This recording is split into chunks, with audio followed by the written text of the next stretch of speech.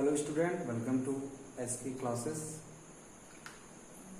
पिछले वीडियो में हम लोग त्रिकोणमिति के बारे में पढ़े थे और उसके सबकक्ष में हम लोग एक प्रमेय के बारे में पढ़े थे जिसे हम लोग कह रहे थे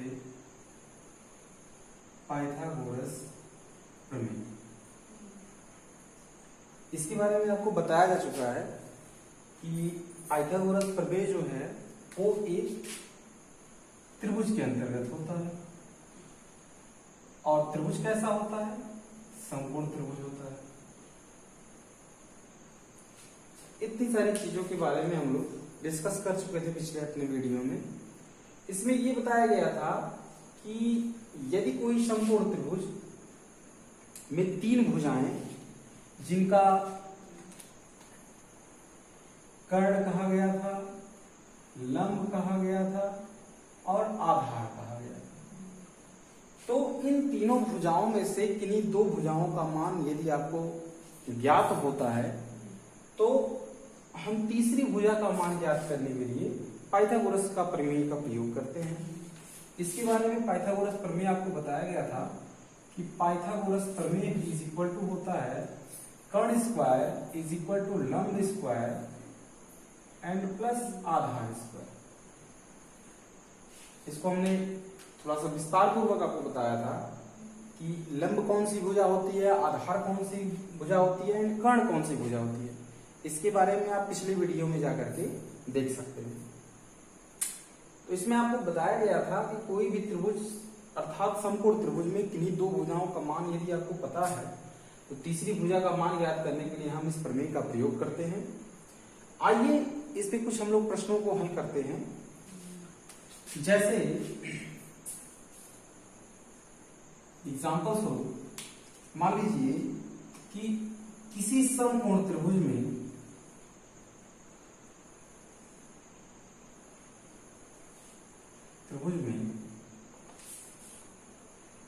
कर्ण की भुजा मान लीजिए 5 सेंटीमीटर, लंब की भुजा 3 सेंटीमीटर हो तो आपसे आधार की भुजा का मान ज्ञात करने के लिए कहेगा।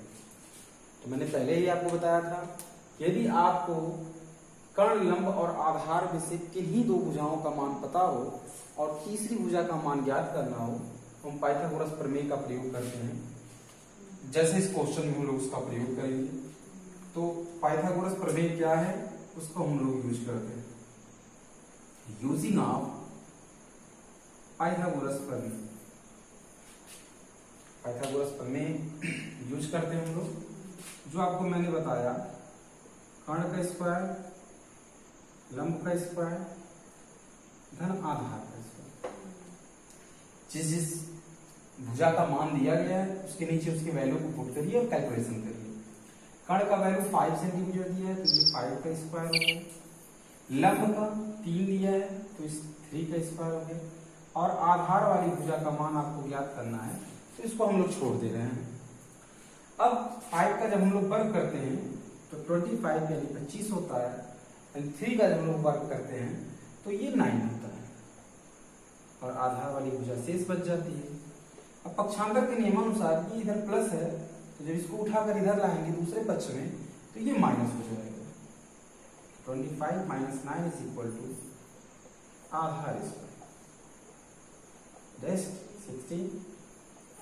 अब स्क्वायर वाले रूल को जब हम पक्षांतर करके इस पक्ष में लाएंगे तो ये स्क्वायर करड़ी में बदल जाता है, अंडर रूट में। यानी आपके आधार का जो वैल्यू आएगा वो अंडर रूट 16 आएगा। अब इस 16 का वर्गमूल हम लोग निकालते हैं। पिछली कक्षा में आप लोग सीखे होंगे वर्गमूल निकालना। वर्गमूल मीन्स होता है जोड़ा। ऐसी संख्याएं जो उसमें जोड़े के रूप में हो उसके जोड़े में से एक संख्या अंडर रूट के बाहर आ जाती है। इसका फैक्टराइज कर लीजिएगा आप लोग तो ये 2 into 2 into 2 into and 2 4 terms यानी 4 बार आपका 2 आएगा। अब इसका हम लोग जोड़ा बना लेंगे, पेयर कर लेंगे तो 2 जोड़ा इसका बाहर आएगा 2 इंटू 2 यानी आधार वाली भुजा का मान हो गया 4 centimetre and that is your answer.